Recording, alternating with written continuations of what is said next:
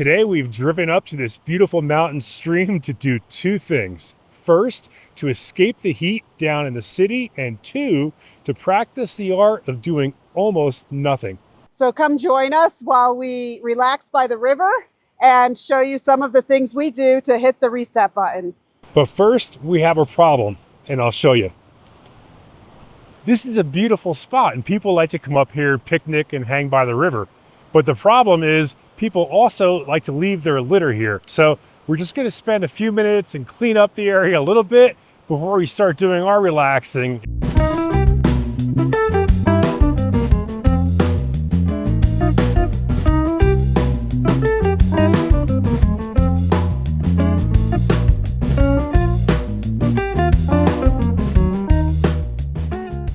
I don't know if you noticed while I was picking up trash in the brush here, but I was wearing this portable battery-operated mosquito repeller from the folks at Nitecore. So just a quick shout out to those guys for sending me this.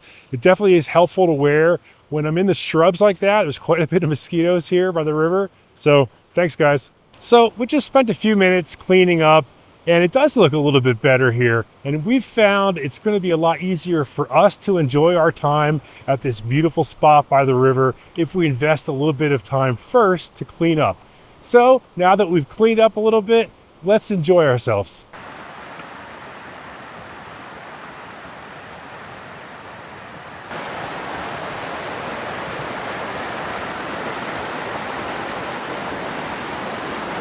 One of the guaranteed ways to make hanging out by the river just a little bit more fun is to spend a little time investigating the flora and fauna of what's around you. So I'll take you on a tour of some of the most common trees that we have here. This area by the river is at about 6,600 feet in elevation. So we've definitely got different trees than what we have down on the plains. First specimen right here is a Ponderosa pine. And you can tell by its distinctive like reddish brown bark, and it smells sweet like vanilla or butterscotch, especially when the sun's been on it and warming up the bark. So nice. Now, normally with these conifers, you want to be able to investigate or look at the needles to more easily identify them, but all these are mature trees and I can't easily get to the needles. But that's okay, because I know this is a Ponderosa pine by looking at the needles up there, but also by that distinctive bark. While Ponderosa pines dominate this little picnic area, there are a couple of beautiful Douglas-Firs, which are my favorite kind of tree for this area. And this is a really good example. And you can see its bark is different than the Ponderosa pine. It's a little bit darker and it has different sort of scales on it. But Helen's going to describe the easiest way to identify the Douglas-Fir. This is the pine cone from a Douglas-Fir, and you can see it has very distinctive tails. And the folk tale is that there was a horrible forest fire and the mice were fleeing from the forest for their lives. And the Douglas-Fir said, "Come into my pine cone, I'll protect you." And they all crawled into the pine cones, and these are all the mouse tails that you see. Here we've got the cones from a Douglas-Fir and a Ponderosa pine side by side. And it isn't just the difference in size. Here we can see on that Douglas-Fir cone those mouse tail like bracts that Helen was describing from that folklore story. And on the Ponderosa pine, what is most notable for me are these kind of sharp little points at the end of each scale. So when you grab it, if you're not careful, you can be a little bit painful. Although conifer trees definitely dominate this spot by the river, there are a few deciduous trees here, one of which is the Rocky Mountain maple. Here you can see the distinctive maple leaf we all recognize, as well as our little helicopters, which will be falling later in the season to distribute the seeds. I don't consider myself an expert on the trees of Colorado, but I have been putting in some effort to try to get better at identifying the trees where I go hiking and hang out. So I've got this new book for me, Trees of Colorado, and this one, which is a nice small one I can always bring on hikes, that shows the trees, some information about their needles, if it's a conifer, and their cones.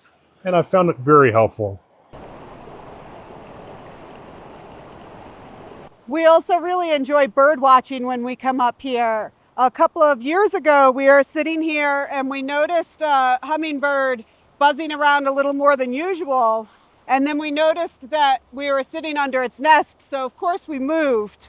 But you can see that the nest is still here. The hummingbird's not using it anymore. But we do have wonderful hummingbirds and other bird sightings when we sit here. The Forest Service has left a few concrete picnic tables here at this spot along the river, but I want to show you a picnic table that I think is somewhat remarkable. At least it's kind of fun, in my opinion. I always come check it out when I'm here. So over here, it's like the forest is beginning to reclaim this spot where the picnic table is. I don't know how well you can see it, but it's like soon will be completely engulfed by vegetation. So on a hot summer day, I figured we'd keep it light, have some juicy fruit, some nice vegetables. I got your favorite cheese. You know which one this is? Manchego. Yes. And yeah, I love to just kind of be spontaneous and go to the supermarket and see what looks fresh, what's on sale. And I always finish it off with my homemade monster cookies. What's in a monster cookie? Everything. But oats, peanut butter, butter. There's no flour, and eggs, vanilla. It's a pretty simple recipe, but and then it gets topped with chocolate chips and M&Ms. One of the many fun things to do by the river is to set up the hammock, because relaxing is definitely a big part of what we want to do today.